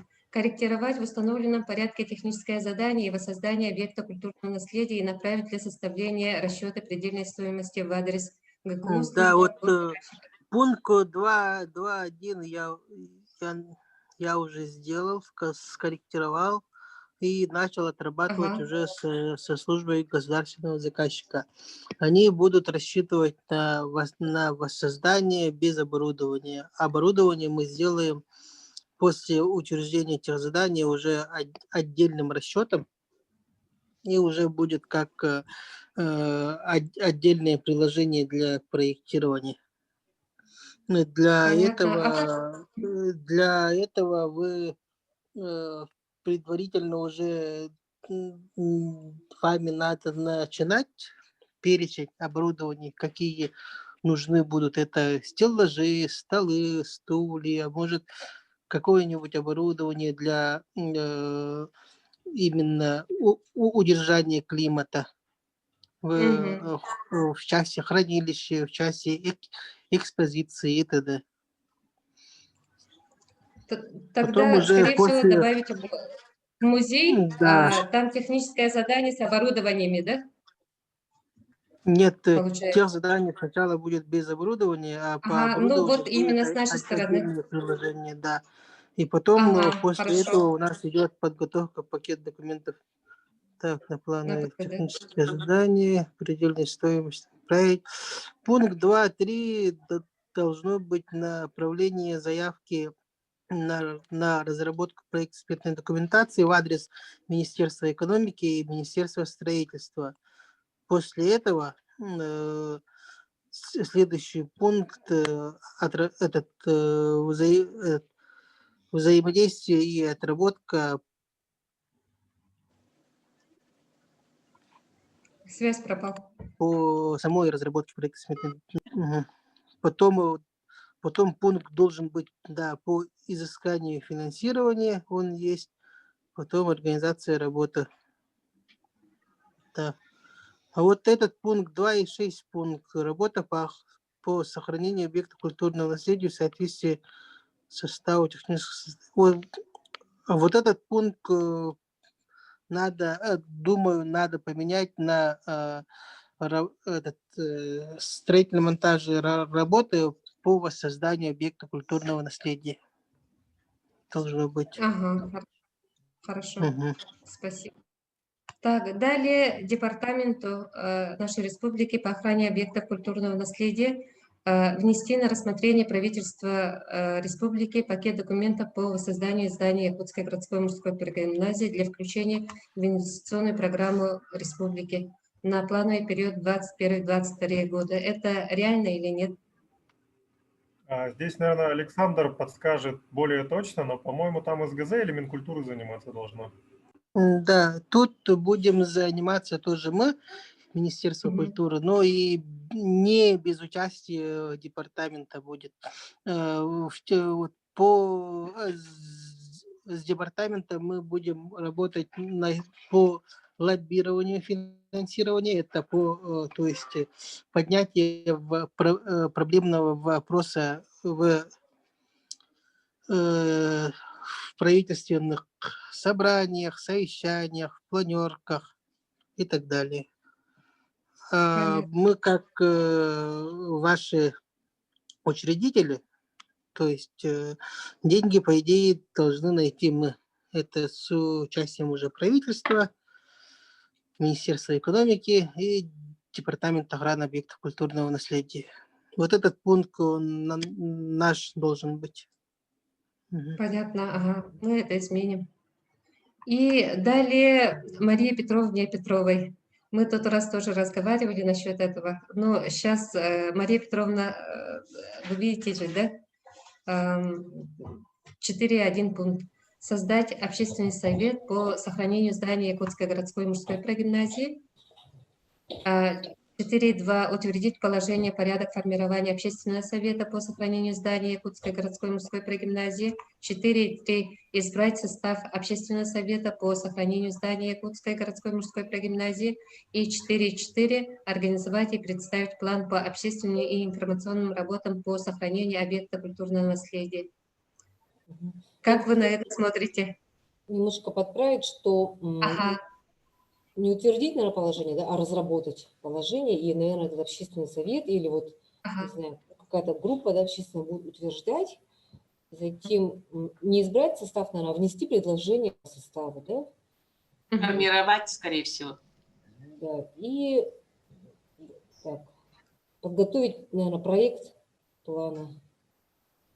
Подготовить проект плана. Или, может, подготовить предложение к дорожной карте по вот, общественным и информационным работам для сохранения объекта культурного наследия. То есть дорожная карта, мне кажется, она может быть вот с несколькими разделами, где-то там ремонт, где-то там земельная, что-то еще, и вот отдельно вот эти.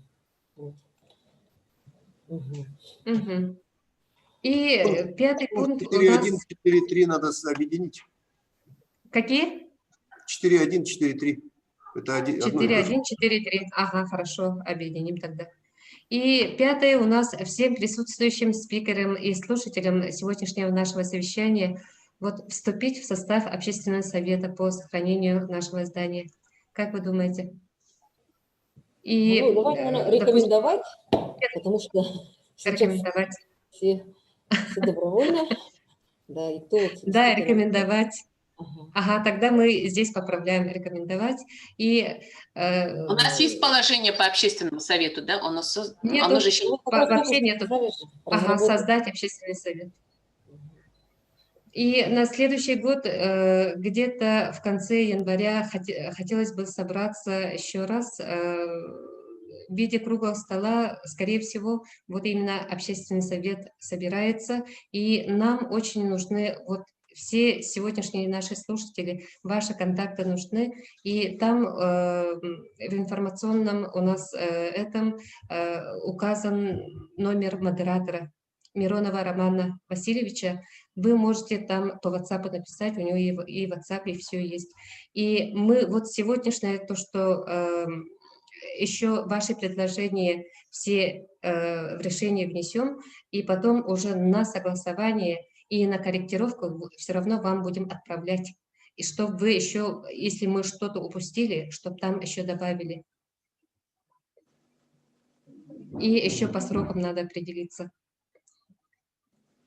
Так, еще у кого есть предложение, пожалуйста, для внесения? Меня не слышно. Можно тут это, Можно Мария? можно не подключиться? Давайте. Алло, слышно меня? Да, Слышно. слышно. Вас слышно, Георгий Николаевич. Нет, тут Нет, я это вышел другой на связь. выключатель. Это Лев Геннадьевич Ли, Институт миротворения. Ой, извиняюсь. Лев Геннадьевич, вас слышно, да, слышно очень хорошо. Слышно, да? Ага. Ну, я также выражаю свое почтение всем участникам сегодняшнего совещания. И просто конкретно. Значит, вот то дорожная карта, здесь правильно отмечали, был разговор о земельном участке, и мой опыт тоже работы по всем этим вопросам также подсказывает, что в этой дорожной карте необходимо все-таки, я думаю, первым пунктом даже обозначить оформление земельного участка. Вы записали обращение к СВФУ, но я думаю, что формулировка не совсем точная, поскольку она звучит как передача земельного участка. Дело в том, что таких полномочий нет у СВФУ. Этот вопрос будет решать Росимущество. Так? Поэтому мое предложение заключается в том, чтобы, скорее всего, музей, ну, как бы правообладателю этого объекта выступить инициатором по составлению схемы земельного участка. Понимаете, вы составляете схему земельного участка, обращаетесь с этой схемой в территориальное управление Росимущества у нас здесь в Якутске. Вот. А СВФУ выступает как вот настоящий собственник, который согласовывает эту схему земельного участка. После согласования схемы этого земельного участка можно начинать работать уже по межеванию этого земельного участка и, соответственно, получению кадастрового номера на этот земельный участок. Вы говорите о том, что собственник, да, в данном случае Российская Федерация, не дает разрешения на передачу земельных участков. Но на мой, на мой взгляд, и я знаю просто об этом, существует понятие верховенства права оперативного управления, в данном случае вот этого здания, над земельным участком. То есть, если нет этого согласования, то можно спокойно подавать в суд и уже по решению суда закрепить этот земельный участок. Вот схема такая, вообще-то говоря. Так? Вот. Поэтому, на мой взгляд, вот именно с этого и надо начинать, потому что в дальнейшем без земельного участка все вообще задерживается. Все тех условия, там, получения градостроительных заключений, ну и так далее, и так далее. Специалисты знают об этом. Вот мое предложение заключается в этом. Спасибо, Лев Геннадьевич. Андрей, У вы кого-нибудь слышите, еще вы есть? на связи? Спасибо. Я Да, слышу вас. вы на связи. Кстати сказать, вот можно в дополнение, я читал переписку, вот Раиса Петровна обращалась уже с этим вопросом, насколько я знаю, в наши городские службы, и был, соответственно, я читал этот ответ нашей градостроительной службы, архитектуры, где как раз предлагалась вот такая схема по, значит, закреплению земельного участка.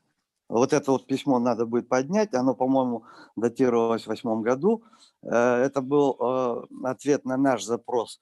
Дело в том, что Институт местоизучения тоже давно занимается оформлением земельного участка под объект шахты Шульгина. Вот. Ну вот, и поэтому в этом плане мы, соответственно, обращались в музей музыки с тем, чтобы получить согласование. Но, как выяснилось, что на сегодняшний день все-таки земля принадлежит ЦФУ. И вот этот вот ответ, который был дан самой архитектурой нашей городской, именно вот в таком виде звучал. Спасибо. Так, можно я скажу? Я, в общем-то, полностью согласен с тем, что вот я как раз вот что Мария Ильинична говорил, что самый первый шаг – это надо сделать кадастровый номер на участок размежевания. Когда у вас на руках будет вот этот документ, это самое, Росреестр, или как он называется там, это, то это уже официальный юридический документ, который дает вам право на этом участке уже и строить, и реставрировать, и все, что хотите делать, да. То есть это очень важно, потому что вот есть такие вот некоторые моменты, и предыдущие все слова, которые были сказаны вот выступающими, и вот Мария Петрова, историю вот этой гимназии, это все хорошо, да, это все слова, это все пожелания. Вот Министерство культуры поддерживает и будет искать финансирование, это тоже очень хорошо, все это здорово.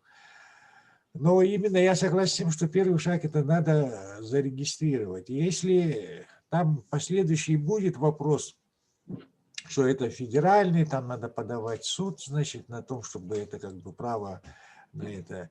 Ну, всякие нюансы есть, но можно СВУ, например, на бессрочную аренду передать, такой договор заключить, чтобы как бы, если она федеральная, да. Но если вы получите госреестр, вот этот кадастровый паспорт, то вы уже... Кадастровый паспорт дает вам право собственности уже автоматически. Понимаете, да? Вот этот документ надо обязательно первым шагом делать.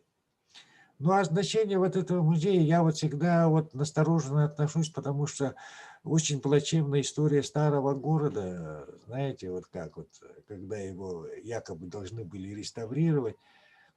Гостиный двор, в принципе, верхние венцы вполне нормальные были, внешние, да, только нижние там это. Они взяли все бульдозером, снесли, железобетонную коробку поставили, перетащили европейский полубрус, значит, это полукруг, все это обшили. Вот это вот судьба меня всегда, вот это, да, и судьба гостиного, потом соляную лавку взяли. Ну, соляная лавка нормальная стояла, бревна еще были очень свежие, значит. Только фундамент пошел, значит, нижний. Ну, убери ты, поменяй фундамент, там все сделали. Нет, снесли так же. Значит, сделали железобетонные стены, закрыли этим новым лакированным материалом, значит, и будь здоров, получайте вот соляную лавку, значит. Благо, вот это бывший музей музыки и фольклора, вот это Азиатский банк не снесли. Но опять же взяли, ну, я думаю, что у людей голова есть, нет или как? Взяли все рубанком, почистили и свежее дерево подняли. Я сначала думал, что это такое? Опять это все разрушили, что ли, или что ли там? А оказывается, не взяли, почистили, да, как бы вот это, как говорится, заставь мужика молиться, он себе лоб прошибет об пол. Понимаете, такая поговорка вообще, может казаться, может не совсем уместно, но именно так, да, получилось. Хотели как лучше, получилось как всегда. И очень хотелось бы, вы понимаете, вот, когда я много раз был в Иркутске, значит, проездом, и так там остановился, и там тоже была вот такая вот некая такая толкотня, значит, насчет старых вот этого центра, да, вот когда эти здания, я ходил по этому центру, просто поражался, прекрасная резьба, бревна. Вот эти старинные бревна, которые не чищенные, да, ты чувствуешь, вот от них энергия вот этой истории идет, понимаете? А когда дядя говорит, ну что это старина, все плечи не покрылось, давайте-ка вот, возьмите все это, почистите. Ну, это, или снести, или как вот это самый гостиный двор делает. Я думаю, вот главное, вот там обязательно нужно внести пункт о сохранении именно внешних старинных вот этих бревен, конструкций. Да, я фотографии видел, что внутри она прогорела. Сейчас она стоит на честном слове, да, это понятно. Но вот эти вот внешние бревна, венцы, все это, ну, в крайнем случае их пронумеровать, разобрать, значит, подготовить каркас, потом их обратно уже крепя к каркасу, там продумать вот такую технологическую конструкцию, которая могла бы сохранить вот эти вот старинные бревна, понимаете, эти рамы, да, это все. Вот, значит, очень важно, ну ладно, внутреннюю начинку там, как музей, там это, в принципе, можно как-то там уже какие-то реставрационные какие-то работы или новые отделочные материалы там. Но тем не менее, сейчас вот при нынешнем времени есть очень много технологий материалов, когда просто обыкновенное дерево санируется, да, то есть она как бы вот старое дерево, называется в реставрации санирование, значит, материала, при котором, значит, она пропитывается вот такими специальными и оно, в общем-то, и дают гарантию на сохранение где-то от 50 до 100 лет, значит, при санировании вот этих зданий. Это уж довольно большой срок. Что касается внутренних отделок, то всегда, конечно, дерево, всегда есть такие материалы, и поташи, и всякое разное, которые при покрытии, они сразу превращаются в старое дерево. Вот. Превращается в старое дерево, технологии тысячи, значит, вот этих.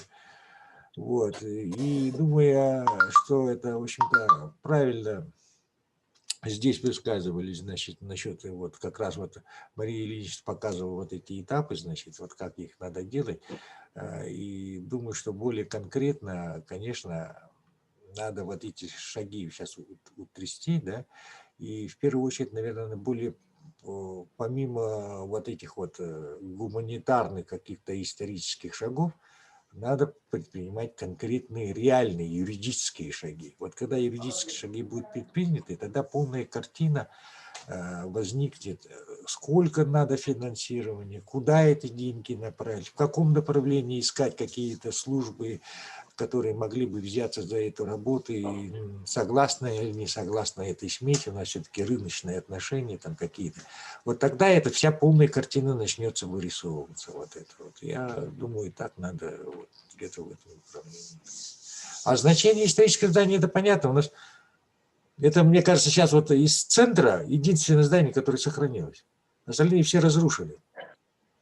Через реку, через канал там это бывшее художественное училище Крупское 3, да, вот стоит вот это здание. И все. Там Георгий Николаевич, здания, и все. Георгий Николаевич, спасибо. У нас регламент. Спасибо за ваши предложения, за ваши идеи, мысли. Хотелось бы передать слово представителю ВОПИК Андрею Анатольевичу Высоких.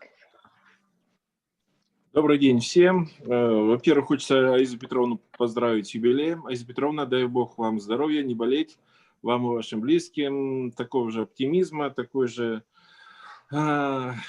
позитива, креатива и так далее. Вы молодец, большая умница, и действительно делаете очень большую работу по сохранению всего нашего исторического наследия в плане музыки, фольклора и так далее.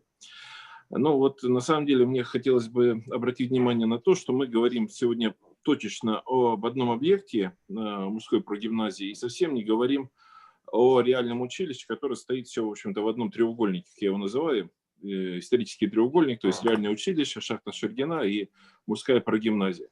Несколько лет мы пытаемся уже как-то объединить это вот все в одно целое, да, и в свое время мы очень много общались с Евгенией Исаевной по поводу того, чтобы убрать вот этот ангар, который когда-то был построен и стоит никому не нужен уже больше 20 лет, и там, где сегодня располагается миграционная служба, и поднять вопросы реального восстановления вот реального училища и мужской прогимназии. Но вы видите ситуацию такую, что оба здания просто в ужасном состоянии. Я, как практик, могу сказать честное слово, в 90-м году, помните, было здание ректората, но сегодня это Академия Президиум Академии наук на проспекте Ленина. каком состоянии было оно, полуразрушено, и тогда его практически тоже нельзя было восстановить, помните, да? И вот мне было тогда поручено это здание, ну, будем так говорить, сделать точную копию.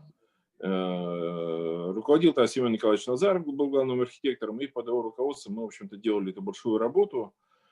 И когда мы полностью разобрали это здание, было решено отнести его на 1,5 метра по диагонали от красной линии, от проспекта Ленина, потому что, ну, вот по градостроительным нормам надо было исполнять эти решения новой застройки. Сегодня вот мы говорим о том, что одно дело восстановить здание, да, или реальное училище, и прогимназию, и второе, как его эксплуатировать далее. Например, если мы говорим сегодня на прогимназию, мужскую прогимназию, деревянное здание, сегодня изменились за вот эти 150 лет с момента, как оно было построено, очень изменились правила эксплуатации деревянных зданий, тем более общественного использования. То есть одно дело, когда это частный дом, и то, знаете, да, пожарные там очень много требований предъявляют, то зданию, где будет общественные, так сказать, мероприятия, очень много людей, нужно очень, ну, будем так говорить, заранее подумать, как его можно эксплуатировать, это большое деревянное здание. То есть, во-первых, если она будет, опять же, полностью деревянной, с деревянными покрытиями, то есть так, как оно было изначально, то все эти балки, все эти деревянные конструкции должны быть очень сильно пропитаны специальным раствором противопожарным. И это должно делаться каждые 3 года. Обязательно должны быть пожарные выходы со 2-го этажа. То есть вот на самом деле я бы, ну не знаю, вот с точки зрения практики, можно сказать так, да, важно, что сегодня музею фольклора нужно помещение. И я боюсь вот повторить, да, уже предыдущий оратор говорил о том, что в старом городе, да, нечаянно сгорел музей, который, помните, мы первый построили на улице Амосова, то есть восстановили, он там сгорел со всеми экспонатами. И уже сегодня все говорят, что музей города Якутска, которого, к сожалению, тоже нет, разговоры идут давно, и в деревянном здании он не должен быть однозначно. Поэтому есть идея, вот и представители ВАПИКа, мы тоже собирали общественность по реальному училищу. Может быть, мы как раз соберем все наши усилия и восстановим это здание для того, чтобы эксплуатировать его, ну, будем так говорить, в общественном большом пространстве, каменное, и там как раз разместить и музей города Якутска, и музей фольклора. Потому что оба здания, они практически параллельно воспитывали всю ту плеяду якутских, ну, будем говорить, ученых, вообще, так сказать, интеллигенции и так далее.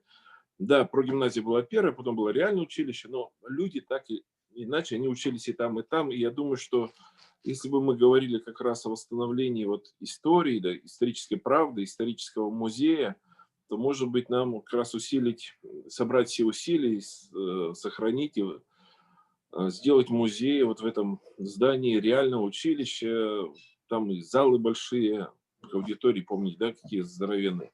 И, в принципе, это реально. Но вот я просто, конечно, опускаю всех на землю от ваших, так сказать, идей по поводу восстановления реального училища. А если мы заново начинаем строить реальное училище на старом фундаменте, на ленточном, или это будет, то, скорее всего, по градостроительным нормам сегодняшним мы должны опять будем выйти на красную линию. То есть это параллельно КПДшке, которая стоит слева от нас.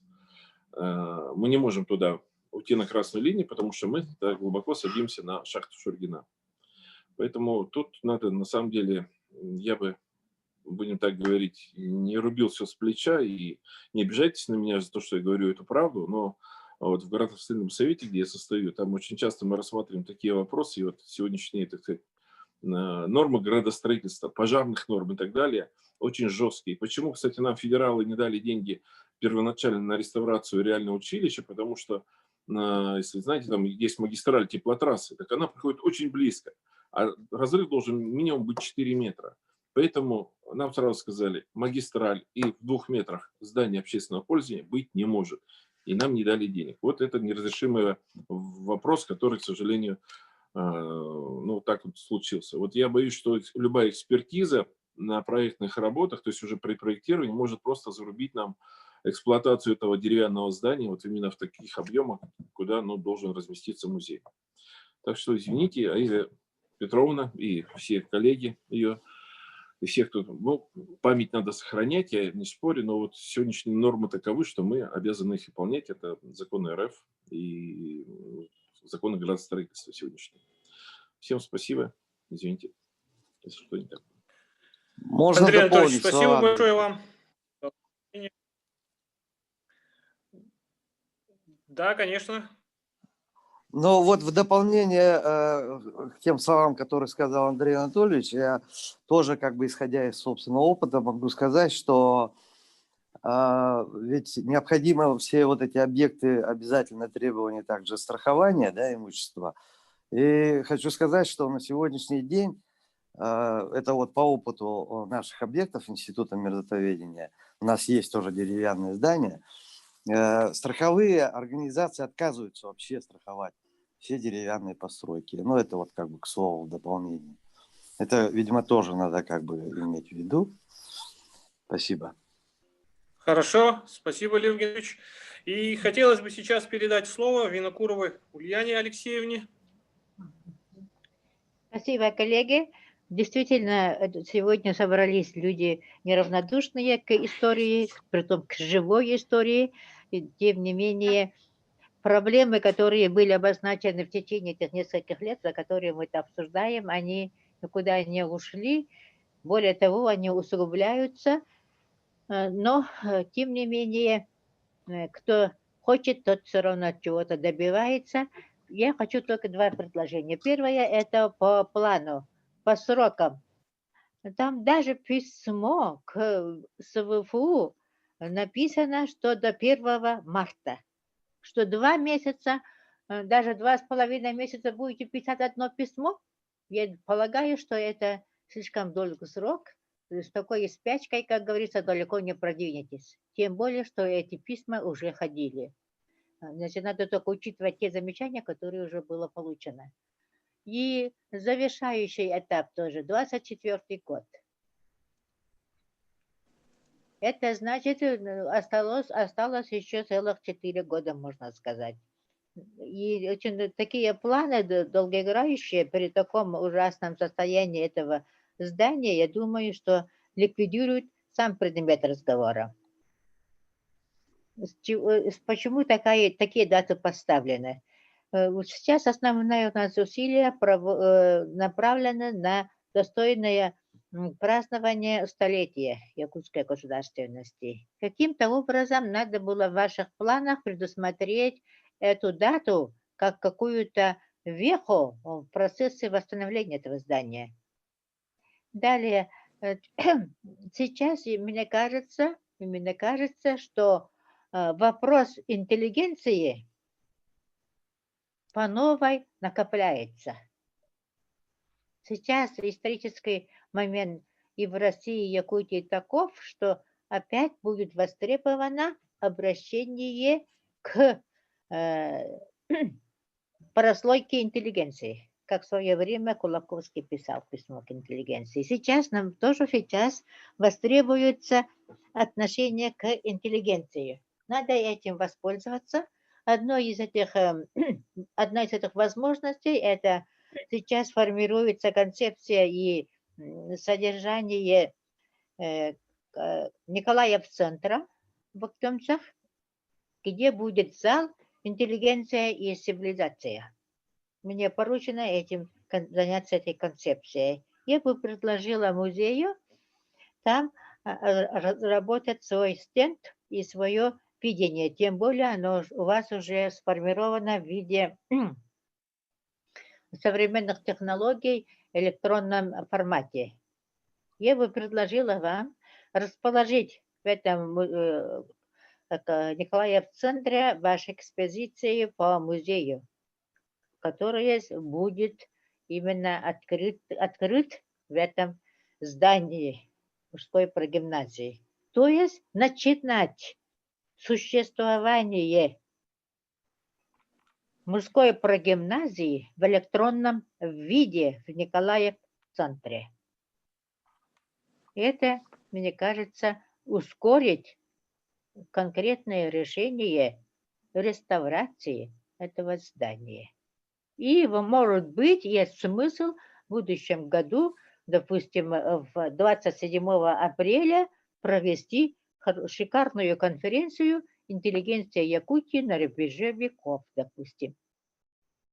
Потому что это очень востребовано станет в будущем году. Уже сейчас я чувствую тектонические сдвиги востребованности интеллигенции. Посмотрите, мы неизвестно куда идем. Россия. Абсолютно упали, как говорится.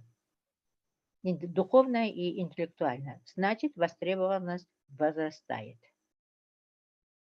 Поэтому я предлагаю вот эти 3 вещи. Спасибо за внимание. Ульяна Алексеевна, спасибо огромное вот за поправки. Насчет вот сроков, там до марта было, это мы, конечно, это поправим, а до 24 года это по акту департамента мы выписали.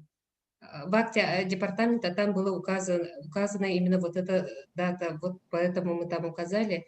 И насчет вот конференции, это очень хорошая идея, 27 апреля, да, вот по вашей теме мы вот это тоже включим. И, скорее всего, вот СВФУ к этому, совместная работа с СВФУ здесь, скорее всего, очень важна будет. И Национальный архив, и Гуманитарный институт. Ну, вся интеллигенция. И, пользуясь еще случаем, я должна была передать привет всем от интеллигенции нашей, доцента, кандидата филологических наук Галина Арсентьевны Мортиновой. Всем привет она передала. И также кандидат исторических наук, доцент Якутского госуниверситета Людмила Николаевна Жукова. Всем передают, они всем передают вот участникам привет и выражают то, что душой болеет, душой и сердцем болеют за сохранение и воссоздание нашего здания. Все. Мария, можно это уточнение сделать, да? Уважаемые коллеги, значит, сейчас я связалась с Департаментом правовых и имущественных отношений университета, и по информации Арианы Николаевича Неустроева, значит, информация выглядит следующим образом, что в 2019 году земля была передана республике от ЦВФУ и передана через Росимущество. В 2019 году. Здание было передано еще ранее. Год, правда, он не уточнил. Да, и поэтому этот пункт вы можете не прописывать в предложениях. Все, спасибо. Наталья Анатольевна, спасибо большое за оперативность. Спасибо. Спасибо огромное. Уважаемые участники, наше совещание подходит к концу. Надеемся, что эта встреча будет не последней. Всех поздравляем с наступающим Новым годом. До скорой встречи. И всем решения, которые, вот предложения все в протокол, которые войдут, мы вам всем отправим на согласование, а потом уже. До встречи. Спасибо огромное.